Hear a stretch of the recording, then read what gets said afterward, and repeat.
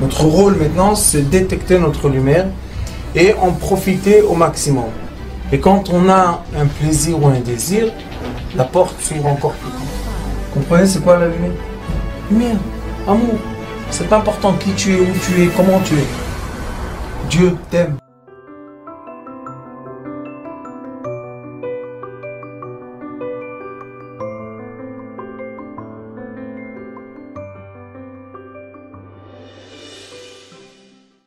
Alors, on a une nuit magnifique, que cette nuit-là, pendant tous les ans, depuis qu'il y a eu ce miracle incroyable qu'un peuple est sorti d'un peuple.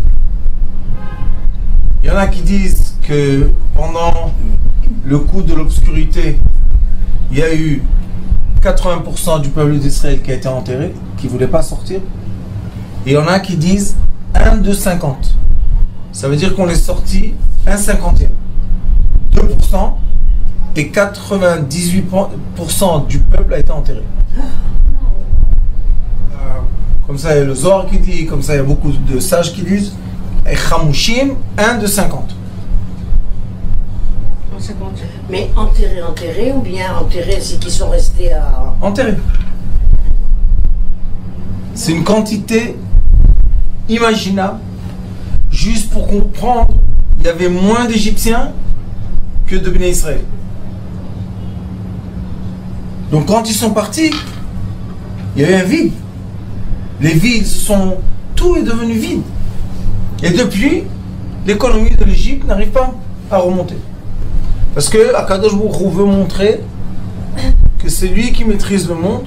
Donc cette nuit, il y a une lumière aussi d'après le Hari Akadosh et le Zohar. Il y a une lumière qui est tellement forte qui peut nous délivrer d'une situation à l'autre. C'est une nuit que si on voit ce qui est écrit et si on comprend ce qui est écrit, c'est une nuit de changement. Quel changement? Un développement personnel. C'est pour ça qu'il y a le pain enzyme, pour qu'on n'ait pas de trop manger. C'est pour ça qu'il y a le vin qui nous... La joie, le vin c'est de la joie. C'est pour ça qu'on prend ce qui est amer, les feuilles amères qui deviennent douces. C'est pour ça qu'on mange le maror. On mange la charoset, l'image du peuple d'Israël sont les fruits. Donc on voit que cette nuit-là, il y a une force immense. De quoi? De changement. Mais quel fruit? La date, les noix, le rimon, le tapoir, tous ces fruits-là. Pour faire le mortier. Oui. Pour faire la charoset. Oui, la charoset. Et regardez qu'est-ce qu'on dit. On dit Ma nishtana alayla ze mikol alel. Ma, c'est 45. 45, c'est homme. Nishtana, changer. Chinouille. L'homme change. Comment? Halayla azé. Si vous prenez les lettres Halayla azé, à l'endroit et à l'envers, on lit la même chose. D'accord? Halayla. C'est la même lecture. À droite et à l'envers. 35. Quel est le point du milieu? Le 10, le Yud. 45. Il faut compter comme ça. Regardez. 5. Alay. Et après encore un alay. Ça fait 5 et 30. 35 et 10, 45. C'est quoi 45? 90. Adama. Qu'est-ce qui se passe cette nuit? L'être change, mais de lui-même. C'est de l'être à l'être. On ne va pas changer. Moi, je suis Yosef Rai et je vais devenir David. Non. Toi, Yosef Rai, tu vas devenir Yosef Rai. Halayla, Azé. D'accord? Azé, 5 et 7, c'est combien? 12. Et 1? 13. 13. C'est quoi 13? 13. Ah, bah. Et Echad aussi. Quand est-ce qu'une personne peut changer? Un vrai changement, quand la personne sait qu'on l'aime. Seulement dans une sphère, une atmosphère d'amour, l'être humain peut changer et évoluer. Quand il y a une atmosphère de rigueur, de jugement, l'être humain se met en défense, et quand on est sur nos gardes, on ne peut pas changer. Seulement quand je suis décontracté, je peux faire des changements dans mon corps sans souffrir. C'est quoi l'anesthésie générale? Décontraction. J'ai une dame qui est venue me voir, ils ont fait une opération sans anesthésie, ils n'ont pas réussi. Maintenant, ils lui ont dit, tu viens, on fait anesthésie générale. Elle a peur. Je dis, pourquoi t'as peur? Fais. Au contraire, tu vas décontracter. Ils vont nettoyer ce qu'il faut nettoyer. Et après, tu as une vie normale. Pourquoi t'as peur? Ça, c'est l'imagination. C'est terrible. C'est une imagination parce que la plupart des gens se réveillent. Donc, on voit Halaïla, l'être humain face et arrière. Et on a la face et l'arrière. L'être humain face et arrière, s'il soit en face ou s'il soit en arrière, seulement l'amour Ahava peut le changer. L'amour des autres, l'amour de ceux qui l'entourent, ou est-ce qu'il prend conscience lui-même par son attitude qu'il peut faire changer aussi les autres, et de ce fait, c'est lui aussi qui va changer? Donc vous avez une très bonne question. La question, c'est un débat qui est connu dans la moralité juive, que là-bas on parle beaucoup de la façon comment une personne peut changer. Et on dit deux choses.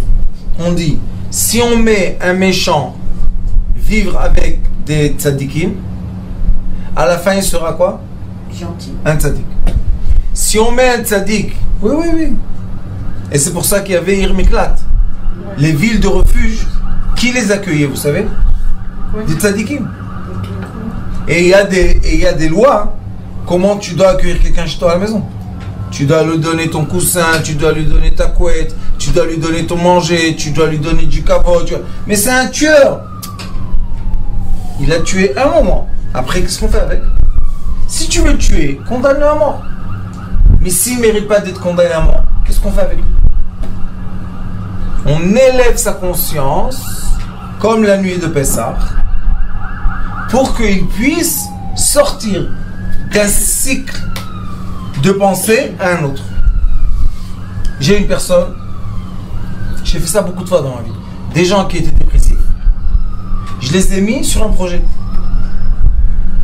Obligés de faire un projet, les gens, les questions. Après 2 mois, ils ont oublié qu'ils étaient dépressifs. Pourquoi? Parce qu'on met la personne dans une ambiance, et l'ambiance aide la personne à monter, évoluer. Ça, c'est une façon.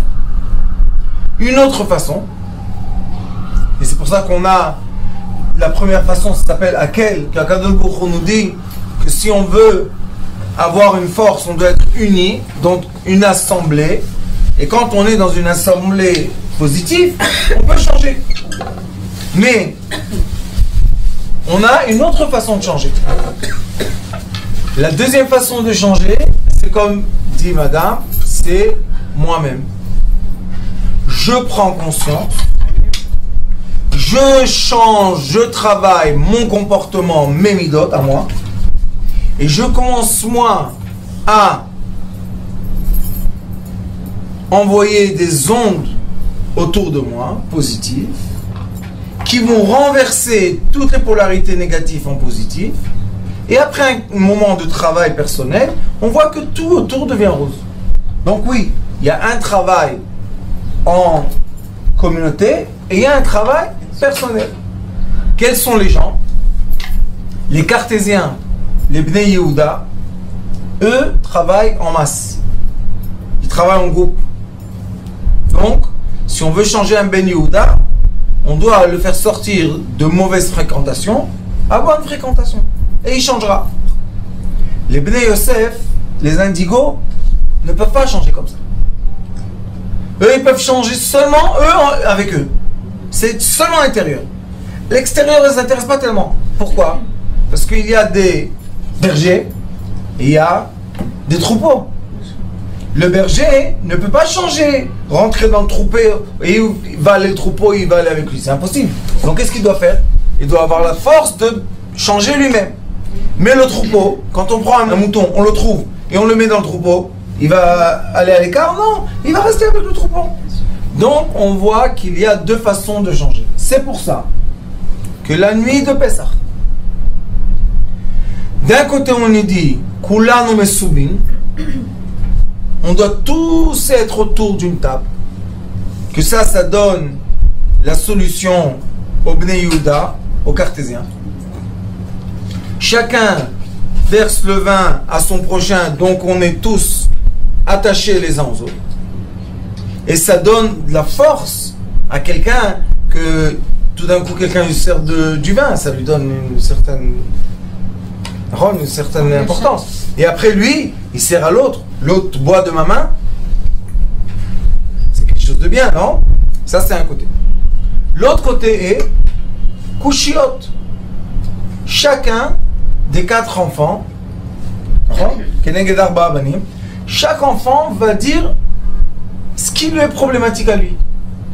Donc on va trouver 4 caractères qui représentent 4 côtés du cerveau.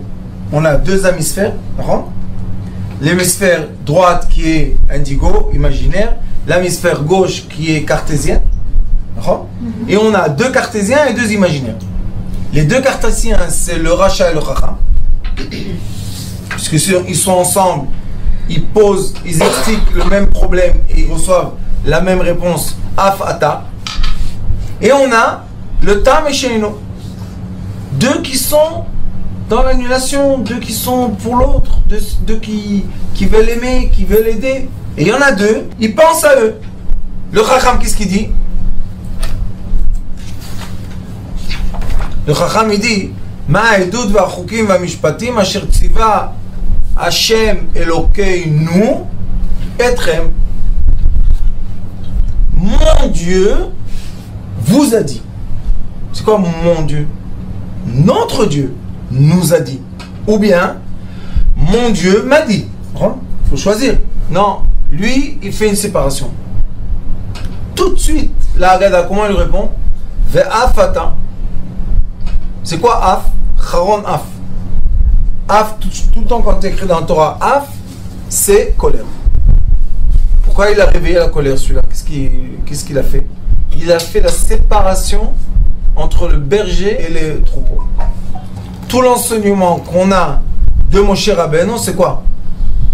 L'enseignement est que le berger doit être connecté à 100% à quoi? À son troupeau. David Ameler, le berger connecté au troupeau. Yosef Hatzadik, le berger connecté au troupeau. Mais quand le berger n'est pas connecté au troupeau, maintenant le troupeau se perd. Vous savez que Shmuel, le prophète Shmuel, Samuel, quand il est venu dire au peuple d'Israël, vous voulez que je mette sur vous un roi et non pas des sages? Ils ont dit oui, on veut un roi comme tout le monde, on veut. Il leur a dit, sachez que ce roi-là, il va vous mettre des taxes. Ce roi-là, il va vous enlever vos enfants. Ce roi-là, vous allez devoir être ses esclaves. Et malgré tous les avertissements, ils ont demandé un roi. Ils ont reçu au début Shaoul. Mais Shaoul n'était pas du tout dans la conscience. C'est pour ça qu'il est parti. Après ça, ils ont eu David. C'est Samuel qui les a nommés les 2. David Ameler, lui, il était le serviteur du peuple. Il voulait tout le temps les aider. Il voulait tout le temps leur faire du bien. Il est mort. Qui est venu? Son fils. Shlomo, Salomon. et le roi Salomon a concrétisé le prêtre qui était qui? Samuel. Tout de suite, il leur a pris des enfants. Il avait des dizaines de milliers de travailleurs israélites pour construire le temple. Il les faisait travailler 1 mois, 2 mois à la maison. 1 mois de travail, 2 mois. Forcé. Shlomo? Oui. Comment il a construit le temple? Avec des dizaines de milliers d'ouvriers. Il leur a pris des taxes. Pour faire quoi? Pour mettre de l'or, pour tout faire. Et à la fin, il leur a dit, je suis le roi. Et vous devez m'emmener, tout ce que vous avez, vous devez m'emmener. C'est vrai qu'à son époque, il était tellement sage qu'il a attiré beaucoup d'abondance. Mais quand même, il devait lui donner. Et après sont venus ses enfants, séparation, Israël et Yehuda, et la guerre, et les guerres, et les guerres, et les guerres, et les guerres, et les guerres, jusqu'à la destruction du premier temple, 70 années d'exil. Mordechai et Yehudi étaient comme David Amelech, comme Moshe Rabbeinu, c'était un berger. À la fin, il est devenu vice-roi, mais toujours il s'occupait de son peuple, puisqu'il les a ramenés en terre d'Israël. On voit le prophète Yecheskel, Ezra Navi, qui les a ramenés en terre d'Israël. Et après, construction du deuxième temple, c'était qui? C'était les Perses. Le fils de Esther Maka qui a construit le deuxième temple. Mais eux, après, ils sont devenus encore une fois esclaves. Le peuple est devenu esclave de la folie de certains rois. Fais-moi ça, l'idolâtrie, ils ont mis l'idolâtrie partout. Un, il est venu, il a fait tchouva, l'autre, il a fait comme ça. Si vous lisez le temps des rois, ça va à droite, à gauche, à droite, à gauche. C'est un grand problème. Qu'est-ce que fait le désordre? Les moutons se perdent. Et quand les moutons se perdent, le peuple commence à perdre son identité. Parce que quand on est tous ensemble, on a une identité concentrée de valeurs. Mais dès qu'on commence à se disperser partout, on perd beaucoup de nos valeurs. Le dernier berger qui va venir au peuple d'Israël sera le Mashiach. Et lui, qu'est-ce qu'il a été écrit?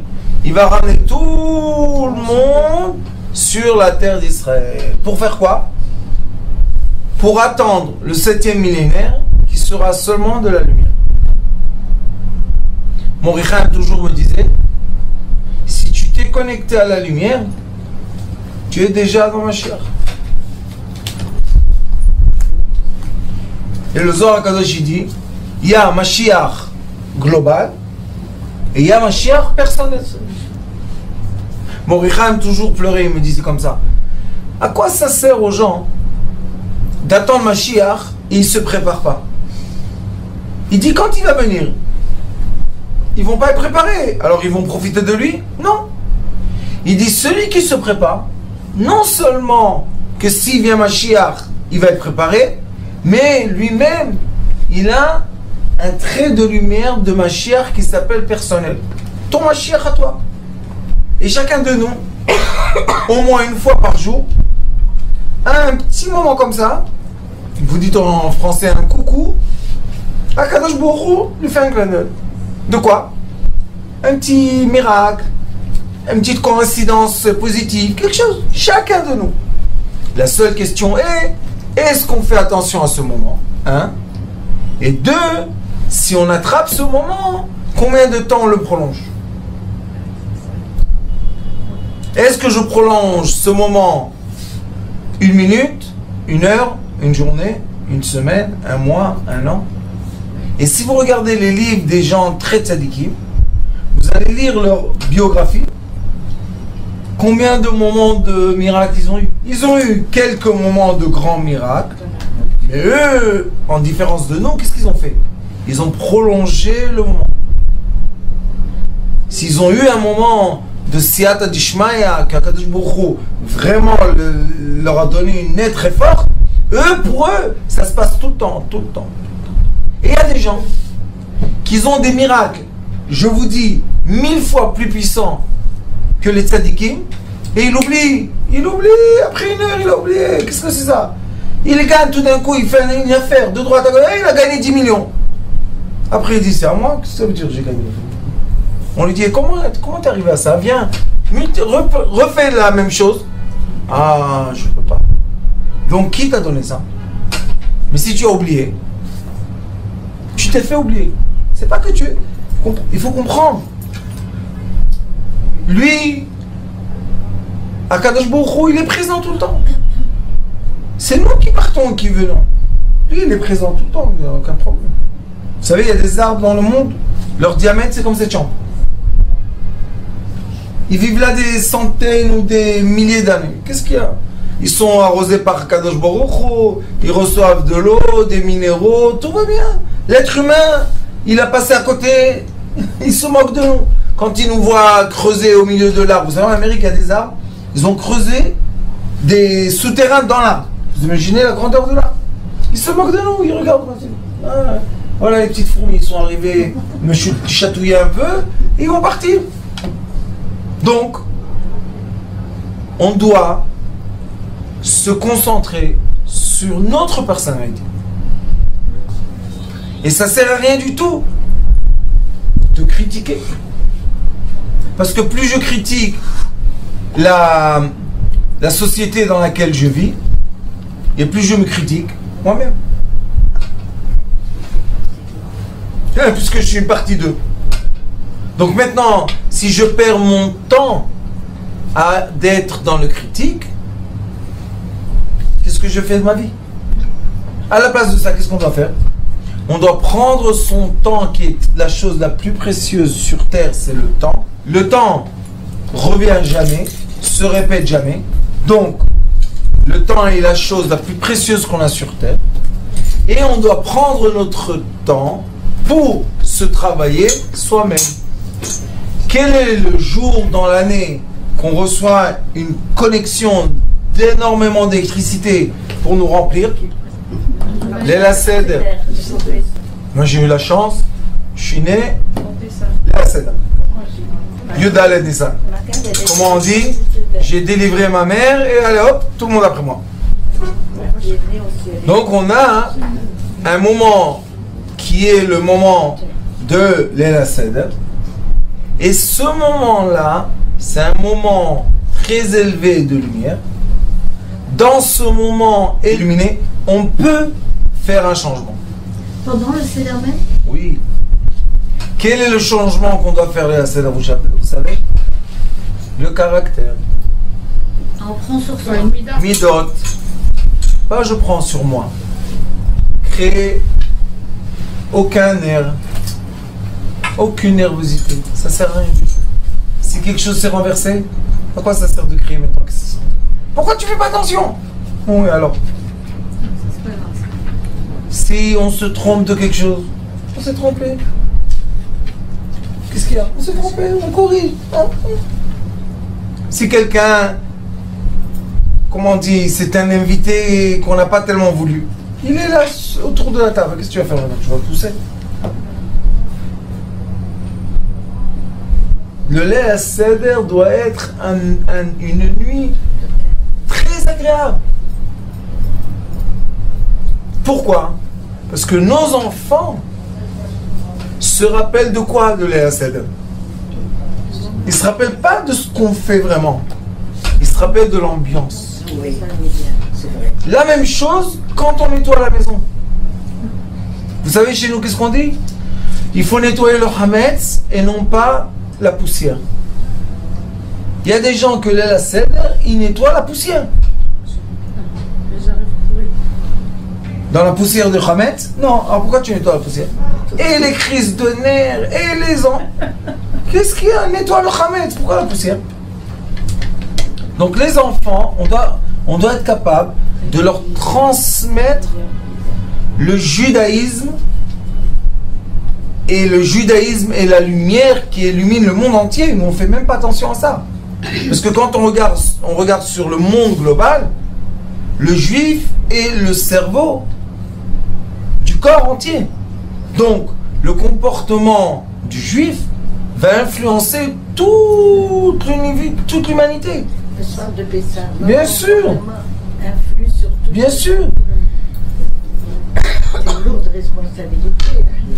c'est une responsabilité agréable. Oui. Pourquoi? Parce que si la nuit de Pessah, on nous aurait dit que pour tirer sur nous de la lumière, on doit faire un effort, je comprends. Mais on nous dit, asseyez-vous, accoudez, soyez des rois, dites la Haggadah, mangez avec les enfants, soyez tous à table, soyez en famille. Vous savez, des familles se voient une fois par an, tous occupés. Là, il y a un dans ce continent, là habite là, l'autre là. La Seder, ils viennent tous. On mange la galette. Pour Hachem. Donc c'est une nuit que Allah el Hazeh, cette nuit, Manishtana, l'homme change. Sauf qu'il peut changer seulement si on lui permet d'être qui il est. Et d'où on sait ça? Parce qu'il est écrit tout de suite après les Manishtana, les Kushiot, il est écrit quoi? Keneged arba banim dibra Torah. La Torah, elle a parlé avec tout le monde. Si toi tu élimines un des enfants, tu as éliminé la Torah. Et pourquoi la Torah doit nous dire je parle contre tous mes fils? Non, le sage c'est mon fils, le truc c'est mon fils, l'autre c'est pas mon fils. Parce que seulement Dieu, Yitbarach, qui a donné la sagesse à ses sages, seul lui sait qu'on est tous ses enfants. On est tous à son image. On est tous. Donc c'est impossible de dire cette nuit on va tous être autour de la table et il y en a un qui est dans la rue. C'est impossible de le faire, il faut comprendre ça. C'est contre nature. Non, celui-là je supporte pas, ça me dit comme ça, donc je supporte pas. Quand tu supportes pas quelqu'un, tu dis à Kadosh Baruch Hu, écoute, la vérité je t'aime.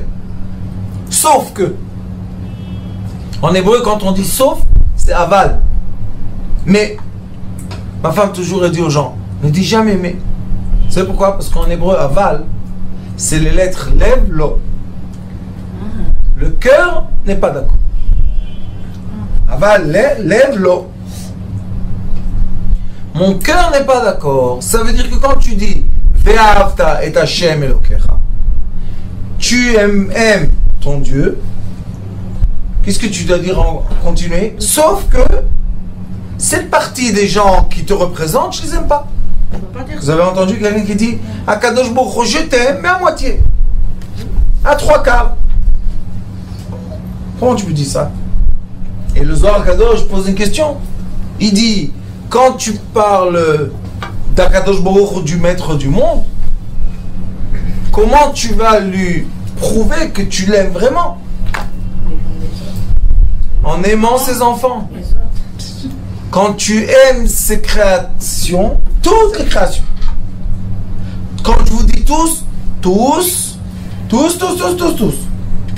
sans aucune différence ou exception, les gens ils disent Rav, c'est difficile d'aimer comme ça. Non. Si tu regardes vertical et ce que tu vois c'est la lumière divine, chacun a la lumière divine, sinon il ne peut pas vivre. Mais si tu regardes horizontal, quand les lumières commencent à se différencier, là tu peux dire je suis pas dans le chaud, je suis dans le froid, je suis pas dans le truc, je suis dans les couleurs pastel, je suis dans les couleurs métal, je suis dans les couleurs du bois. Tu peux dire. Mais la vérité, qu'est-ce qu'il veut lui? Lui, il veut qu'on s'élève. Il veut élever nos consciences. Il veut pas rabaisser nos consciences. Et c'est pour ça qu'il permet cette nuit à chaque caractère de s'exprimer totalement. C'est un peu honteux, non? Que le Chacham, il parle ce qu'il dit, son discours, et la Haggadah lui dit Va'afata, et Morlo Kilchot Pesach. Regarde, celui-là c'est un intelligent, oui. Et pose-lui la question pourquoi après le Afikoman, En Maftirin, Achar Pesach Afikoman, pourquoi on ne peut pas manger après le Afikoman? Qu'est-ce qu'il y a? Quelle raison valable? Et pourquoi on doit manger le Afikoman avec appétit? Et Explique-moi. Et pourquoi on le met? Pourquoi on le cache? Quelle est la raison? Qu'est-ce qu'il va dire le pauvre? Même qui connaît la Torah entière. Il n'y a pas de réponse. Donc pourquoi tu dis Elokeini etrem, mon Dieu vous ordonne. Et toi, t'es pas dedans? Non, moi ça y est, je suis un sage. J'ai plus d'obligation. Maintenant, je peux juste critiquer. Après le rachat, qu'est-ce qu'il dit? Ma avoda azot lachem. Et tout de suite la Haggadah elle dit lachem velolo lefi shotzi tatzmo min haklal kafar baikar. Et elle continue ve'afata. Pourquoi la même réponse aux sages et aux méchants? Ve'afata, ve'afata. Pourquoi comme ça? Parce que lui aussi, qu'est-ce qu'il a dit? Ma avoda azot lachem. Lachem velolo. Quelle est la différence entre le chacham et le rachat? Aucune différence. Sauf qu'il y en a un que ça y est, il ne veut plus faire le travail. Et il y en a un qui dit qu'il fait encore un peu de travail. Mais c'est la même réponse. Donc ces deux-là, normalement, on devait, après un seder, une fois dans la vie, alors on les jette. Qu'est-ce qu'ils emmènent eux? La colère. Laisse-les à table. Pourquoi? Vous allez voir dans la Haggadah, c'est magnifique. Après il dit Tama Omer, l'entier, qu'est-ce qu'il dit? Mazot, l'entier de la Torah, qu'est-ce qu'il dit? Ma, c'est 45 l'homme. Zot, tu veux être un homme entier? Oui. Tu dois avoir la Emouna des 7 jours de la création, de Aleph à Zayin, et tu dois croire à la Torah de Aleph à Tav, toutes les lettres de la Torah. Mazot. Oui, 7 jours de la création et les 22 lettres de la Torah. Qu'est-ce qu'on doit lui répondre lui? Il n'y a pas Ve'afata. Qu'est-ce qu'on lui répond? Pourquoi on doit lui dire qu'Akadosh Baruch Hu nous a fait sortir d'Égypte avec la main forte? Vous savez pourquoi? Parce que lui, qu'est-ce qu'il dit? Moi, j'ai étudié la Torah. Je suis un chacham, mais pas l'autre chacham. Moi, je suis avec vous. Mais l'étude de la Torah, est-ce que c'est ça qui nous a fait sortir d'Égypte? On avait un peuple entier qui s'appelle Shevet Lévi, les enfants de Lévi, qui étaient à Goshen, et eux, ils n'ont jamais arrêté l'étude de la Torah. Non. Vous êtes là, vous voyez 210 ans, vous savez que le peuple d'Israël a passé 210 ans. Vous êtes là, vous ne voyez pas ce qui se passe avec vos frères? Et c'est pas qu'ils étaient 100 personnes cachées dans un royaume et là-bas on les torturait. C'était des milliards de gens. Tu ne vois pas ce qui se passe? Alors qu'est-ce qu'on lui dit? Sache, Mazot, lo Mazot, Bechozek Yad. Dieu est venu avec sa force et il nous a fait sortir d'Égypte. Pourquoi on est obligé de dire ça?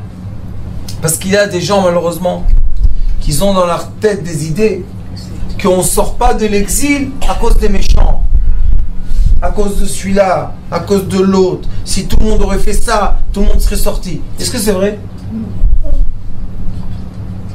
La preuve qu'on est sorti d'Égypte, on était la majorité des esclaves. On est sorti de Babylone, on était la majorité. Encore une fois, des inconnus, des esclaves, des enfants sans père, sans mère, des histoires. Donc, il y avait des sages. C'est pas qu'il n'y avait pas des sages. 70 ans de Babylone, il y avait des sages. Alors pourquoi on n'est pas sorti grâce aux sages? C'est une grande question ça. Hein? C'est pour dire aux gens, on va tous sortir si on est tous. J'en ai unis. Un grand secret. Je peux vous poser une question. Pour être unis, est-ce qu'on doit être tous homogènes? Non, pas du tout. Ou hétérogènes? Hétérogènes. La seule chose qu'on peut accepter, et ça se passe malheureusement toutes les nuits de Pessah autour d'une table, qu'il y a des gens qu'on veut autour de la table, et il y a des gens qu'on dit non, il ne sera pas autour de la table. Vous savez combien de gens font Pessah tout seuls? Ils ne font même pas la scène. Ils sont tous seuls dans leur maison. Et vous croyez qu'ils pleurent pas dans leur cœur? Vous croyez qu'ils sont contents? Ils savent qu'aujourd'hui tout le monde est à table en famille. Ils entendent les voisins, ils entendent. Et eux, ils sont tout seuls dans leur chambre. Moi, je connais un jeune homme, aujourd'hui 18 ans, de l'âge de 11 ans, je crois, quelque chose, ses parents l'ont jeté de la maison. Ça fait 7 ans qu'il appelle ses parents et leur dit: laissez-moi être avec vous, au moins. Il a des frères, tout. On lui dit: non, tu abîmes. Tu abîmes la famille. Tu n'es pas comme nous. Ils oublient que c'est tout qui abîme le gosse. Homogène, hétérogène. Le peuple d'Israël est plein de formes d'êtres humains. Il faut aimer tout le monde parce que tout le monde est à l'image de Dieu. Et Dieu n'a pas seulement une image. C'est l'infini de lumière et d'images. Combien de couleurs il y a sur terre? Combien de gouttes d'eau il y a sur terre? Combien de grains de sable il y a sur terre? Combien d'étoiles il y a dans le ciel?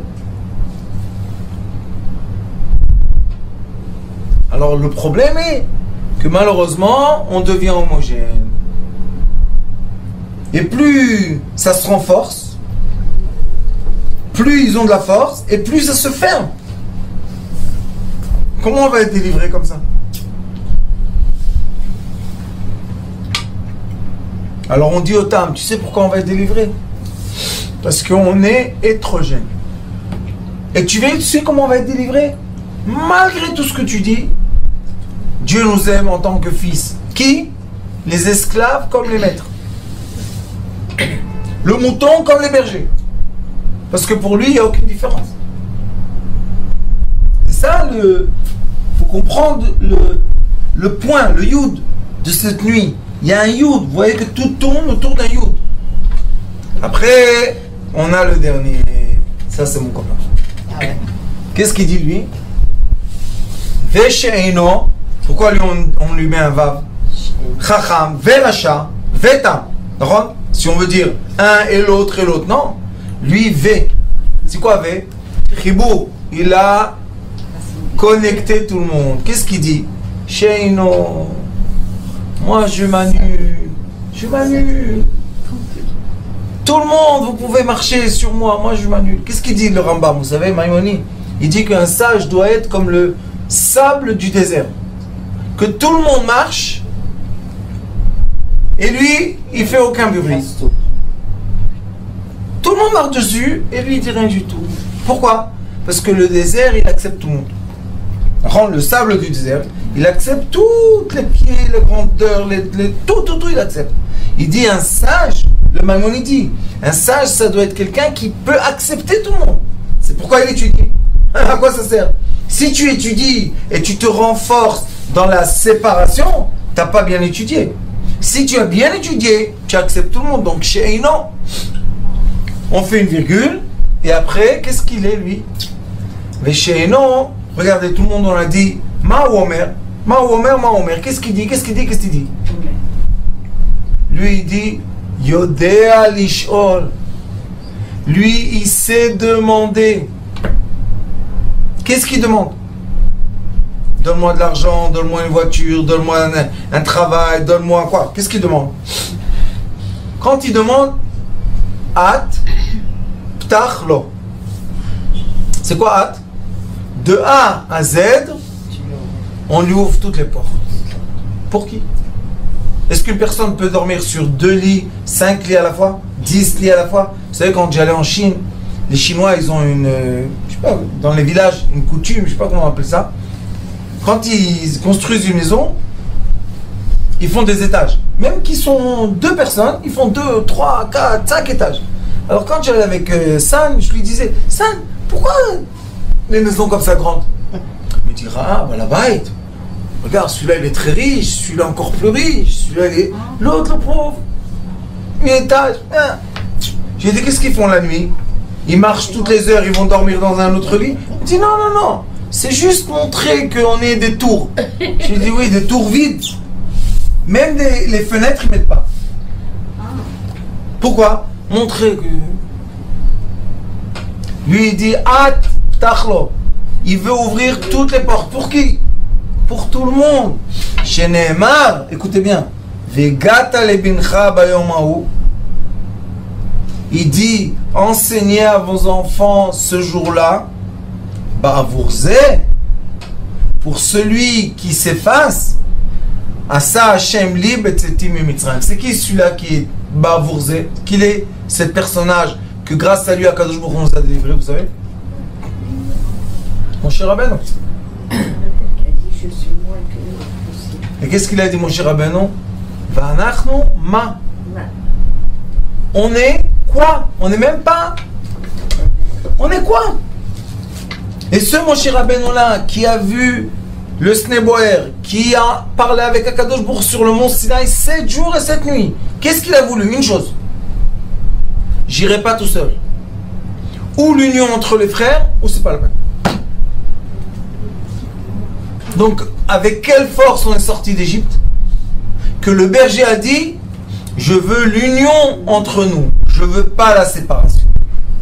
Vous imaginez, maintenant ils ont fait les élections, et celui qui va être élu va dire, moi, je fais un gouvernement tous ensemble. Je vous prends tous avec moi. Comment l'opposition? C'est pas la peine l'opposition, Mashiach. Qu'est-ce que tu es toi? Tu veux faire ça et ça, toi tu t'occupes de ça, toi tu t'occupes de ça, toi tu t'occupes de ça, toi tu prends ça, toi là, et voilà. Vous savez qu'est-ce qui va se passer dans le peuple quand le peuple va voir que les gens du gouvernement sont unis? Il n'y aura plus les différences et les cris, et je t'aime pas, et tu es comme ça, et tu es tata. Un jour viendra que la conscience descendra dans leur tête pour leur dire, vous voulez diriger un troupeau, mais le troupeau que vous dirigez, premièrement, je ne sais pas si vous savez, mais il y avait seulement 60% de personnes qui ont voté. Ça veut dire que la majorité du peuple n'y croit pas. Et là déjà on est séparés. C'est un grand problème. Il faut avoir 90% de vote. 61%. Et les années d'avant, 50. Et quelques, 51, 50. Moi je comprends pas pourquoi ils n'ont pas été au Bagatz qui disent les votes ne sont pas valables. Pourquoi? La majorité du peuple ne va même pas voter. Donc ce vote-là, personne n'y croit. 1. 2.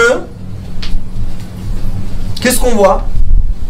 Que la gauche et la droite sont en équilibre.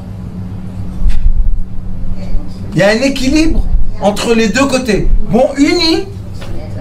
Il y a le cerveau droit et le cerveau gauche. Bon, unis les cerveaux. Impossible. Pourquoi?